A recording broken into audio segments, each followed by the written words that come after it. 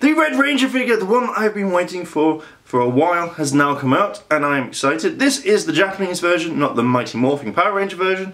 So let's have a quick look at the box. You have the figure in the middle, Red Ranger here, on the side another Red Ranger, again another Red Ranger, and some interesting poses that you have, as well as the Akiba Ranger parts. So that is the box review, up and down, left, right and centre. Let's move on. So let's have a quick look at what you get. Before we look in complete detail, you have the Red Ranger figure, the Akiba Ranger parts, the hands, slinger, Star Slinger, the gun, the combined Star Slinger and gun, I think it's a Star Slinger, the different blade blasters, as well as the power sword. So let's have a quick jump into it and let's have a look. Looking at the figure as it's just come out of the box, I've got to say this is possibly the first one that has actually caught my eye apart from Gokai Red. So let's have a look at the figure itself. The detail on the figure is absolutely amazing. So where you have the helmet, now the helmet I think looks a little bit weird. So we're going to adjust it so you can have a look if we can get that close. So about there. So you have amazingly good detail here on the eyes, here and here, and then you can feel, if you ever get it on the helmet itself, there's quite a lot of detail, like little indents. You have the teeth mark here, and you have the little mouthpiece. Moving down his body, his arms are easy enough. Now, I don't know why these parts here, if you can see it, move. I don't know if it's to actually have proper articulation to actually get his hands up and down. Now, I've not noticed this on the others, so maybe this is the first time. So his arms move all around. At first you'll hear like a clicking, I think, when you see it like that, but I think that's just to move it. So I don't know why. You can move his arms up and down to kind of slot in and kind of stick there. So moving on to his hands, again, he's come in the static, let's hit the pose thing, let's create a fist. And the arms move up and down, like so. And again, you have the moving, you can't move him around like that, but you can literally have a look at the detail on his back and his front. So again, arms move about. So on the morpher here, I can't zoom all the way in, but you have the Tyrannosaurus coin, again with all the paintings. This one's silver compared to the Green Ranger, having his blade blaster holster. His legs move quite well, and then you have the detailed paint. Now I quite like the boot painting because it looks a little bit worn, it looks a little bit dirty and red, and you have the the ruffles or the bumps on where the leather would be on the boots. His foot moves up and down like this, and you can move his toes up and down. There's detail on the boots, which is really, really nice, as well as like the fine lines.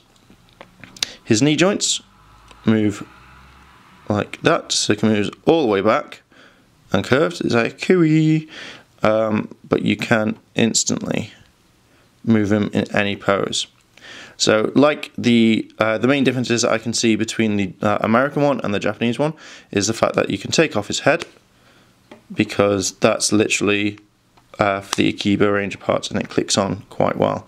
His head moves around quite nicely, and there's no kind of like stiffness. Again, you can take his body apart because you can then attach the Akiba Ranger parts to it.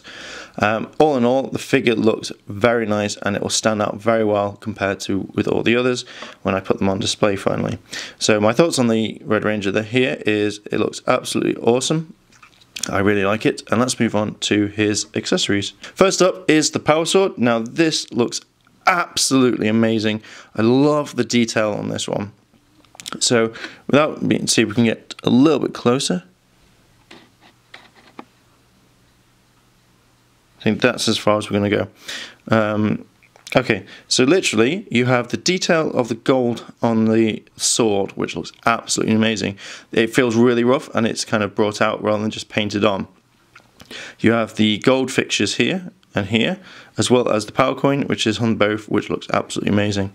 The blade itself is indented, and then you have the black lines on the sword. It is sharp, so be careful. So this is absolutely amazing. The detail on the sword looks phenomenal. I can't wait to have him posed with this. This is possibly my favorite accessory that I've seen through all the figure arts, because it just looks extremely detailed, and wow, it looks just amazing. Okay, so Star Slinger and the gun. I hope it's the Star Slinger. If not, I've just been getting it wrong, but we're going to continue calling it that. Okay, so you have the Blade Blaster and the Star Slinger combined, which again I think was only used in one episode of Mighty Morphin. I don't know if it was used more in G Ranger. So it's attached, it can't come off, but literally all it is it's attached. The detail on the Blade Blaster looks amazing. You can see the jagged teeth, possibly you can see it there, as well as the gold. It doesn't say G Ranger on the side, but that's fine because it's so small. I'm sure they weren't able to write it on there. So it kind of makes me look. It kind of makes me think of like a shuttle attaching to it, but it looks absolutely stunning on this one. There's a lot of chrome detail, or gold detail here, and then even on the back of it. So that looks amazing.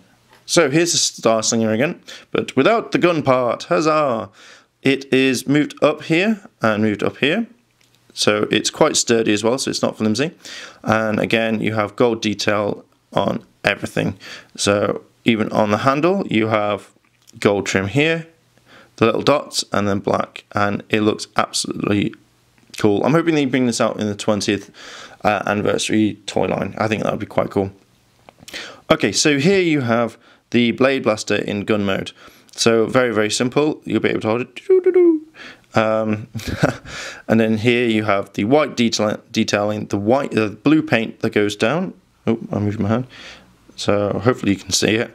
And then again you have the gold eye. You have the part where they pull back to turn it into one mode. And again you have a small silver detail. In all, it looks amazing. You even got the, I think the claw lines here, which look really cool. And then the small level detail. It's a little bit sharp there, but you can run your fingers across it, but it does look mighty cool. Okay, so having a look at gun mode. Gun mode itself with the Blade Blaster mode, should I say, not gun mode. The tip is red at the end here. You also have the silver parts lead in, and then you also have the white parts, and with so he can hold it right there, and then you have literally where it's all combined. This is the blaster mode without the gun part. I don't know what they use this for. Maybe it was for quick attacks or something, or just throwing it at other characters. I don't know. So if you know, pop it down in the comments below. So here you have more parts to the Blade Blaster. So literally he can hold it like that, or whichever way you wanted it. No, this is to go in the holster. So, silly me, this goes in the holster, and this looks absolutely amazing. So, pops it in the holster, ready for it. So, that's pretty much all the accessories. I think they've outdone themselves, this part. We're going to have a quick look at the Akiba Ranger parts, and then we'll move on to actually looking at the figure with some of the accessories. Very briefly, because we covered this in the Green Ranger one. Again, this is from the Akiba Ranger parts, where they were the powerful Rangers. So, you have the belt, which has the Tyranno coin, as well as the stars and the stripes. So you can also wear it as a ring. This is the neck piece that goes with it. This just basically take the helmet off and put it in, but again, we covered it with the Green Ranger. Check out the Green Ranger video if you want to have a look a bit more about it, and there we go. So that's literally the extra parts that you get. These parts will not be in with the Mighty Morphin parts, which is kind of cool, because obviously Akiba Ranger has not been issued over there. But yep, that's pretty much it for those parts.